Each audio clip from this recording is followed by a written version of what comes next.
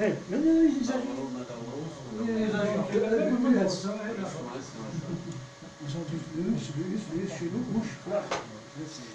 Donc on a quand même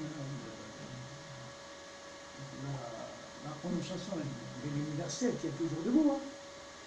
Je veux dire, tu vas, c'est des ruines, on devrait normalement, toute lettre fertée, elle devrait partir.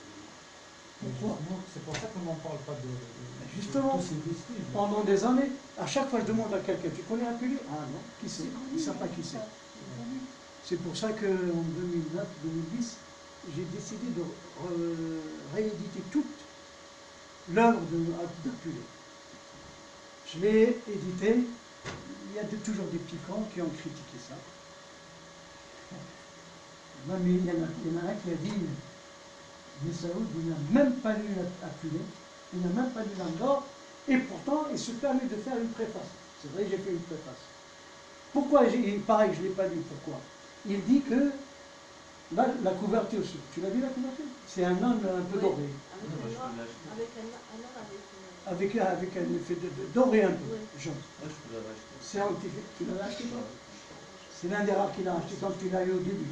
Normalement, je ne le vends pas. Oui, il n'y a que au début, je le vends un peu pour récupérer un peu d'argent pour pouvoir rééditer. Mais après, je le donne en général. Donc, j'ai fait un âne un peu doré. Lui, la critique, voilà. Il dit, en fait, on l'appelle l'âne d'or parce que dans le livre, il transportait de l'or volé. Les voleurs, ils ont volé pas mal de choses. Il y a de l'or dans le butin. Ils l'ont mis sur le dos de l'âne. Pour lui, c'est ça l'explication.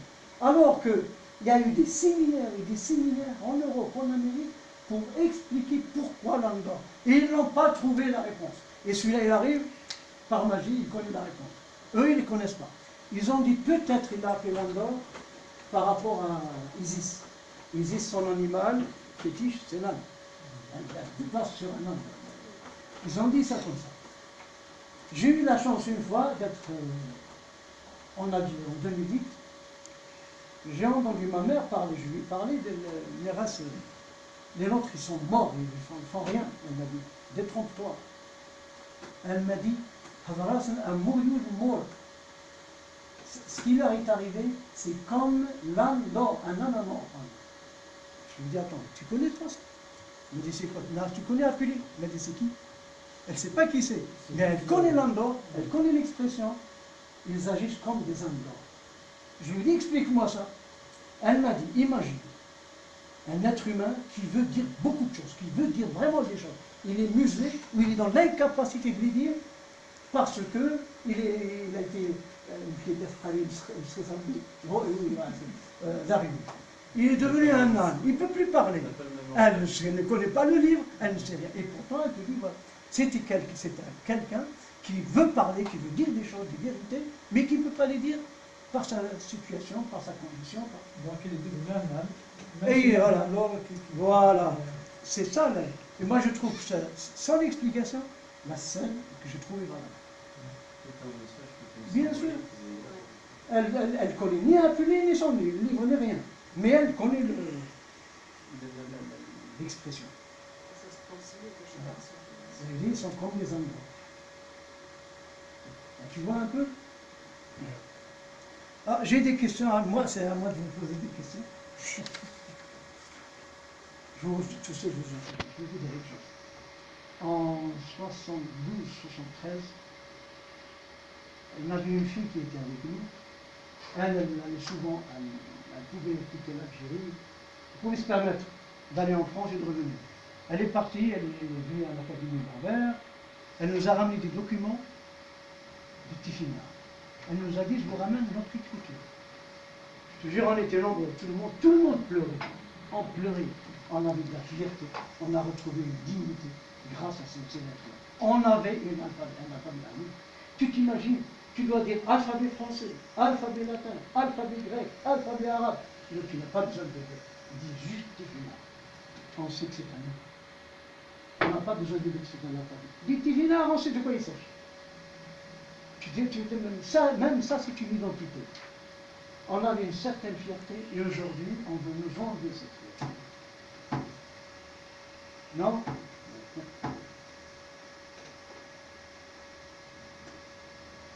Là, je vais vous dire maintenant, si on va dans le latin, tout ça, est-ce que nos enfants, qui vont faire du latin, sauront-ils un jour lire sur les façades des édifices qui est écrit?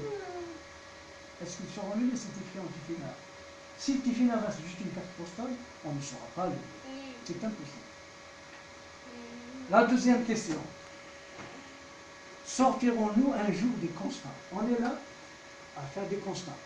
Et ils ont fait ci, ils ont fait ça, on se fait passer pour des victimes. Jusqu'à quand? Moi, je ne suis pas une victime. Et j'en ai rien à foutre des constats. Ils peuvent faire ce qu'ils veulent, quand ils veulent, où ils veulent. C'est le colon, c'est le maître qui fait ce qu'il veut. C'est à nous de réagir.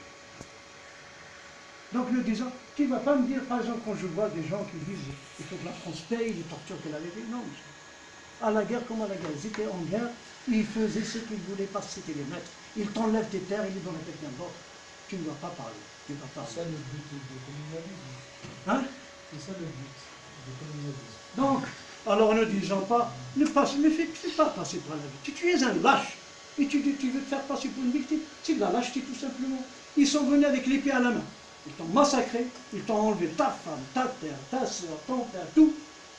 Et tu as dit Amen, et tu commences à te prosterner, tu fais la prière comme eux, tu fais une identité comme eux, tu t'habilles comme eux, tu deviens eux, alors que tu ne veux pas. Tu veux agir. C'est comme la poule qui voulait, la poule qui vous prenait pour une perdrix ou je ne sais pas quoi, elle voulait voler. C'est ce qu'ils sont en train de faire.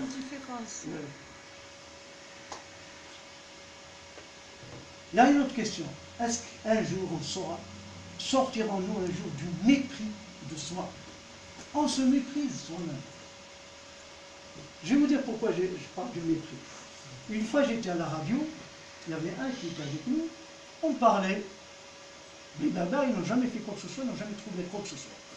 La première chose, il a dit, parler du pantalon, il a dit ça vient du Cham, donc de Syrie, de l'Orient. Et pourtant, dans l'exposition universelle de Berlin, elle dit toujours, là où il y a les cavaliers unis, ils portent tous des pantalons. Et ils ont dit que le pantalon a été créé, inventé par les cavaliers, parce qu'ils étaient toujours à cheval, et ça les irritait aux cuisses. Donc ils ont fait une protection, comme ils font dans le western. Une protection, au début, ce n'était pas un pantalon, des jambières. Elles viennent là, ils les attachaient sur les côtés. C'était comme ça, ça a évolué. Ça, une. Et après, on nous dit que les Berbères ont hérité des Grecs les chars et à 4 roues. Les chars à 4 roues. Les Berbères les auraient hérités des Grecs. Et les Grecs, ils les auraient hérités des Égyptiens. Et les Égyptiens qui les auraient hérités des Berbères. Vas-y maintenant. Bien sûr. Déjà, ils font passer que l'Égyptien n'est pas berbère. C'est vicieux, ça, déjà. Et après, ils te disent, les Grecs ont pris l'Égyptien, ils l'ont donné aux berbères. Et les berbères, ils l'ont donné aux Égyptiens. C'est du garamond, je crois. Mais c'est pas le problème. Le problème, c'est pourquoi ce mépris. Et nous, on est dans ce train de les suivre. Oui, oui, oui, oui. Ah, nous, on n'a rien inventé. La dernière fois, on parlait des peuplons, de l'habit des femmes. Hérodote lui-même, dans le chapitre 4, il le dit qu'ils les ont pris de chez les Kabyles. Kabbal, comme il dit. Les Grecs ont pris le tissu, l'habit des femmes berbères du Nord, avec les fibules. Ils ont fabriqué eux-mêmes là-bas chez eux, en Grèce, avec un tissu plus fin. Le nôtre, il était très dur, parce que c'est ce qu'on avait comme matière, et en plus, chez nous, il fait froid. Donc, ils ont travaillé le même vêtement. Alors, et pourtant, ils soutiennent, non, jamais, jamais. De toute façon, ils ont dit, non, le peuplon, c'est grec. Ces gens-là, c'est leur mission de dénigrer le... Oui, mais le problème, c'est qu'ils sont des nôtres. Oui, mais il ne faut pas se faire la scène, parce que... Si c'était des Romains, je ne sais pas quoi, je m'en fiche, mais c'est des gens de chez nous. C'est des gens de chez nous qui se méprisent eux-mêmes. Pourquoi ce mépris? Aujourd'hui, on est en train de faire nos habits traditionnels, dans les villages, au fin fond des montagnes. Il faut que les Kabyles reprennent leur habit ancien. Non, je parle des Kabyles, il faut qu'ils reprennent l'habit qu'on dit toujours c'est l'habit de Shaoul. C'est faux.